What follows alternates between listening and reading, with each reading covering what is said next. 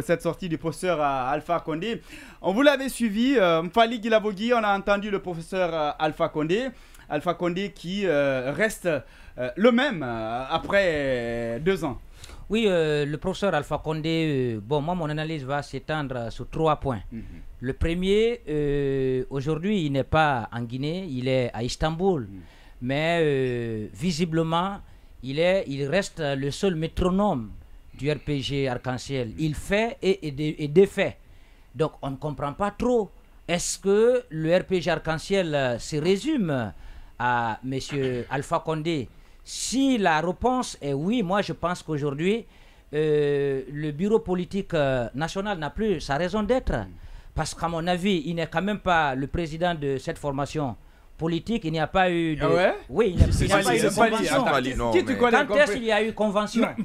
Non, moi je parle sur la base des textes de loi. D'accord, alors... Mais, voilà, il n'y a pas eu convention pour dire alors on va dire qu'il a quand même été celui qui a été il a été le candidat. À la tête... Voilà, il a été le candidat, mais depuis il n'y a pas eu de convention. Ça veut dire qu'il reste il n'est plus là, il a été déposé. Non, il reste d'abord jusqu'à nouvelle. Puisque tu parles de principe, on va se comprendre. Oui, nous partons sur la base on va se comprendre. des principes de il a été plébiscité à la tête du RPG Arc-en-Ciel. Oui. Il n'y a pas eu d'élection, ça sous-entend qu'il reste encore le président de cette formation politique. Non. Et là, vous savez, si on va sur la base des textes de loi, normalement, c'est vrai que cette constitution n'est plus là, mais Alpha Condé ne pouvait pas être à la fois président de la République et être aussi président de sa formation politique.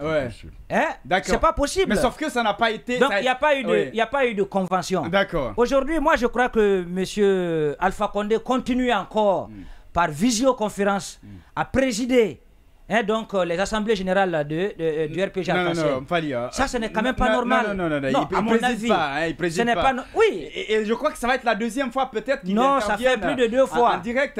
Successivement, je pense que les samedis, il vole complètement la vedette au bureau politique national. Et hier, d'ailleurs, si vous avez très bien suivi, il y avait 3 points qui étaient inscrits à l'ordre du jour. Mais il n'y a que 2 points qui ont été abordés. Il n'y a pas eu assez d'explications sur le 3e point. Pourquoi ça n'a pas été abordé? Le 3e point, c'était quoi? Non, ça c'était un peu lié à l'économie. On a appris que celui qui devrait venir exposer sur ça, finalement, il a fait un faux bond. Il n'est pas venu. Ça, c'est certainement lié au fonctionnement interne du RPG Arc-en-Ciel. Mais puisque nous parlons de M. Alpha Condé, moi, je crois qu'aujourd'hui, vous savez qu'il se présentait comme le Mandela de la Guinée, il présentait le RPG comme l'ANC de l'Afrique. Mais ça ne tient pas la route parce que quand il était là, il n'a véritablement pas travaillé pour pouvoir aller à la retraite politiquement et laisser des gens qui peuvent continuer encore à porter les valeurs de cette formation politique. Raison pour laquelle il est à distance, mais il continue encore à faire des injonctions. Et là, je crois que c'est vrai que politiquement, on peut comprendre. Il lance des pics, il montre à l'opinion qu'il est encore là. Il existe, donc il a des convictions. Mais au-delà, le travail qu'il devrait faire aujourd'hui, c'était de s'atteler à redynamiser davantage les structures de cette formation politique. Je pense que s'il faisait ça, il aurait vraiment aidé le RPG Arc-en-Ciel. Sinon, aujourd'hui, je crois que on voit le RPG complètement par terre. On se demande d'ailleurs quand est-ce le RPG va encore se retrouver, parce que même le débat est à sens unique, tout se résume à M. Alpha Condé. On a comme l'impression que le RPG c'est une entreprise ou bien c'est devenu un héritage pour lui. C'est vrai qu'il a participé, le RPG a participé à la démocratisation du continent africain. Après la conférence de la Baule, ce sont les premières formations politiques. Mais M. Alpha Condé devrait travailler davantage. Donc mettre en place une école qui pourrait continuer à défendre, si vous voulez, ses idéologies, sa philosophie politique, ce qui n'est pas en train d'être fait. Sauf qu'il n'a pas pris sa retraite politique. C'est ce qu'il doit faire, parce qu'on ne peut pas commander, on ne peut pas quand même diriger une formation politique par télécommande. Et rester à distance, donner des ordres, c'est comme ça les choses doivent fonctionner. Il ne faut pas oublier le contexte. Aujourd'hui, le véritable débat au sein du RPG Arc-en-Ciel, qui pourra succéder à M. Alpha Condé au perchoir de cette formation politique. On reviendra sur ça tout à l'heure. Le deuxième point, s'il vous plaît, c'était le premier point. Le deuxième point, mais attendez. Le deuxième point qu'il a soulevé, s'il vous plaît. Le deuxième point qu'il a soulevé, ça c'est au niveau. Bon, vous l'avez dit, il a lancé la pierre dans le jardin de Dr Maurice Sanda Kouyaté.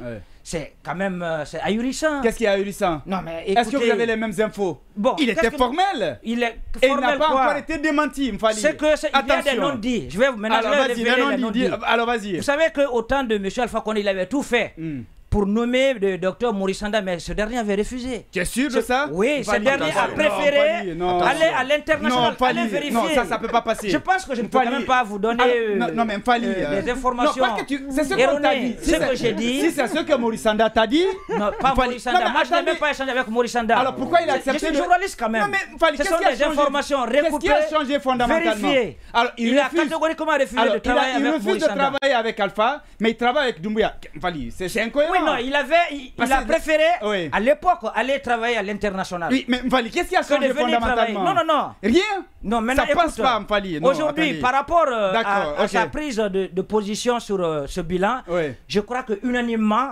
tous les Guinéens et même les opposants les plus farouches sont quand même unanimes sur le bilan élogieux de Dr Maurice Sanda.